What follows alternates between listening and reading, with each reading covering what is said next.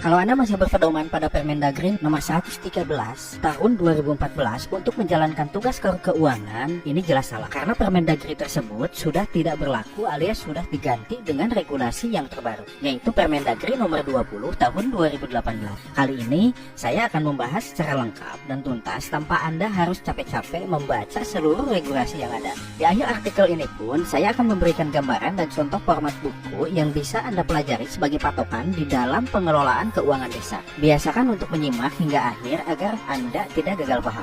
Tapi sebelum itu, saya jelaskan dulu bahwa ada satu Permendagri lagi yang perlu Anda pelajari di dalam menjalankan tugas keuangan, yaitu Permendagri nomor 84 tahun 2015. Oke, untuk selanjutnya, tupoksi keuangan menurut Permendagri nomor 84 tahun 2015. Dalam Permendagri ini, tugas dan fungsi keuangan diatur secara luas, dan bagi mereka yang baru diangkat, mungkin akan kesulitan dalam memahaminya. Tapi saya yakin semua bisa dipelajari. Secara sederhana, intinya seperti ini. 1.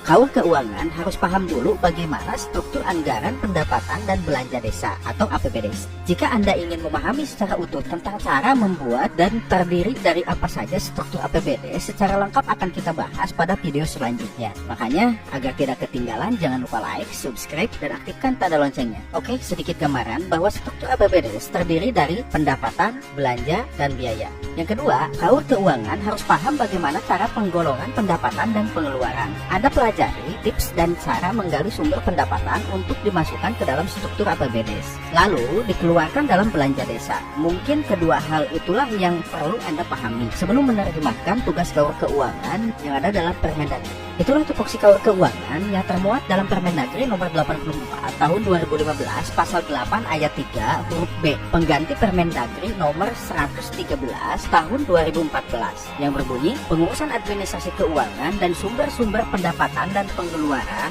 verifikasi administrasi keuangan, penghasilan kepala desa, penghasilan perangkat desa, penghasilan BPD, dan penghasilan lembaga pemerintah desa lainnya. Oke, untuk selanjutnya, tugas kaur keuangan menurut Permendagri nomor 20 tahun 2018. Ada dua poin menarik sih menurut saya setelah Permendagri ini diterbitkan. Tugas bendahara beralih ke kaur keuangan dan ada beberapa daftar singkatan baru yang dipakai. Tugas bendahara beralih ke kaur keuangan. Maksudnya bahwa tugas bendahara yang tadinya dipegang oleh bendahara desa dalam hal pengelolaan keuangan desa, kini semua tugas tersebut dipegang langsung oleh kaur keuangan. Itu artinya kaur keuangan harus lebih paham lagi dalam penata usahaan keuangan desa jika tidak mau tersangkut dengan masalah hukum. Lalu apa saja tugasnya? Ada dua tugas yang wajib dipahami kaur keuangan dalam hal pengelolaan keuangan desa, yaitu 1. Menyusun RAK desa. Rencana anggaran kas desa atau sering disebut RAK desa adalah dokumen yang memuat arus kas masuk dan arus kas keluar yang digunakan untuk mengatur penarikan dana dari rekening kas desa untuk mendanai pengeluaran berdasarkan DPA yang telah disahkan oleh kepala desa. Yang kedua, melakukan penatausahaan keuangan desa. Penatausahaan di sini bukan meminta langsung bukti transaksi pembayaran ke pembeli ya. Ini salah, dan tindakan ini yang sering kita lihat di lapangan. Padahal kalau kita lihat aturan yang benar, sebenarnya ada skema yang bisa kita pakai sebagai trik kaur keuangan dalam mengumpulkan bukti transaksi atau pembayaran barang atau jasa. Ada dua skema yang dipakai, yaitu skema panjar dan skema definitif. Di sini saya tidak akan menjelaskan skema yang ke satu secara detail karena skema tersebut hampir jarang digunakan oleh desa. Itu berdasarkan fakta di lapangan ya. Oke, begini gambaran sederhana skema panjar. Dari gambar ini mungkin Anda bisa melihat di mana bukti transaksi pembayaran itu berada dan kemudian harus Anda simpan. Gambar skema ini saya susun berdasarkan Permendagri nomor 20 tahun 2018 pasal 53 ayat 1 dan 2 serta pasal 54 ayat 1 sampai 6. Secara lengkap isinya sebagai berikut. Pasal 53, kaur dan kasih pelaksana kegiatan anggaran mengajukan SPP dalam setiap pelaksanaan kegiatan anggaran sesuai dengan periode yang tercantum dalam DPA dengan nominal sama besar atau kurang dari yang tertera dalam DPA. Pengajuan SPP wajib menyertakan laporan perkembangan pelaksanaan kegiatan dan anggaran. Pasal 54, penggunaan anggaran yang diterima dari pengajuan SPP sebagaimana dimaksud dalam pasal 53 untuk kegiatan pengadaan barang atau jasa secara swakelola tidak lebih dari 10 hari kerja. Dalam hal pembayaran pengadaan barang atau jasa belum dilakukan dalam waktu 10 hari kerja, kaur dan kasih pelaksana kegiatan anggaran wajib mengembalikan dana yang sudah diterima pada kaur keuangan untuk disimpan dalam kas desa. Kaur keuangan mencatat pengeluaran anggaran sebagaimana dimaksud pada ayat 1 dalam buku kas umum dan buku kas pembantu pajak. KAUR dan Kasih Pelaksana Kegiatan Anggaran menyampaikan pertanggungjawaban pencairan anggaran sebagaimana dimaksud pada ayat 1 berupa bukti transaksi pembayaran pengadaan barang atau jasa kepada Sekretaris Desa. Sekretaris Desa memeriksa kesesuaian bukti transaksi pembayaran dengan pertanggungjawaban pencairan anggaran yang disampaikan oleh KAUR dan Kasih Pelaksana Kegiatan Anggaran. Dalam hal ini, jumlah realisasi pengeluaran pembayaran barang atau jasa lebih kecil dari jumlah uang yang diterima. KAUR dan Kasih Pelaksana Kegiatan Anggaran mengembalikan sisa uang ke kas desa.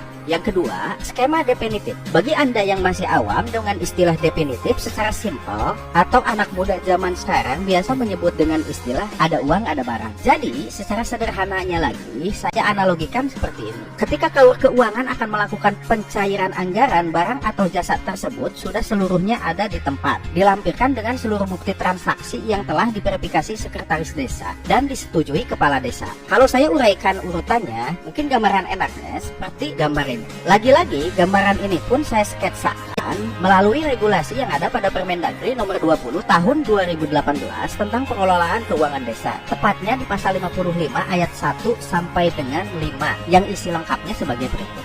Pasal 55, pengajuan SPP untuk kegiatan yang seluruhnya dilaksanakan melalui penyedia barang atau jasa dilakukan setelah barang atau jasa diterima. Pengajuan SPP sebagaimana dimaksud pada ayat 1 dilampiri dengan 1. Pernyataan tanggung jawab belanja. 2. Bukti penerimaan barang atau jasa di tempat. Dalam setiap pengajuan SPP sebagaimana dimaksud pada ayat 1, Sekretaris Desa berkewajiban untuk 1. Meneliti kelengkapan permintaan pembayaran yang diajukan oleh KAUR atau Kasih Pelaksana Kegiatan Anggaran. 2. Menguji kebenaran penghitungan tagihan atas beban APBD yang tercantum dalam permintaan pembayaran. 3. Menguji ketersediaan dana untuk kegiatan dimaksud. 4. Menolak pengajuan permintaan pembayaran oleh KAUR atau Kasih Pelaksana Kegiatan Anggaran apabila tidak memenuhi persyaratan yang ditetapkan. Nah, Kepala Desa menyetujui permintaan pembayaran sesuai dengan hasil verifikasi yang dilakukan oleh Sekretaris Desa. KAUR Keuangan melakukan pencairan anggaran sesuai dengan besaran yang tertera dalam SPP setelah mendapat persetujuan dari Kepala Desa. Terakhir, inilah uraian lengkap tugas KAUR Keuangan yang termuat dalam Permendagri nomor 20 tahun 2018 pasal 8 ayat 2 huruf B atau khusus poin kedua, yaitu melakukan penatausahaan yang meliputi penerimaan, penyimpanan, menyetorkan atau membayar, menata usahakan dan mempertanggungjawabkan penerimaan pendapatan desa dan pengeluaran dalam rangka pelaksanaan APBD. Oke, yang selanjutnya, inilah buku yang wajib dipahami jika menjabat KAUR Keuangan. Sebenarnya ini tidak perlu sih, karena semua buku tersebut sudah ada dalam aplikasi Siskedes. Anda tinggal mempelajari dan pahami alurnya, maka saya yakin Anda akan mahir dalam mengelola keuangan desa. Dan jika Anda masih bingung juga, buku apa saja yang perlu dipahami oleh seorang KAUR Keuangan, berikut 4 jenis buku yang wajib dipelajari. 1. Buku kas umum. 2. Buku pembantu bank. 3. Buku pembantu pajak. 4. Buku pembantu pajak. Pada deskripsi di bawah, saya sertakan link untuk mendownload format buku KAUR Keuangan dalam bentuk Excel. Itulah sedikit penjelasan dari saya terkait tugas KAUR Keuangan berdasarkan regulasi saat ini. Apabila ada pertanyaan atau koreksi, silakan sobat semua tulis di kolom komentar ya. Terima kasih.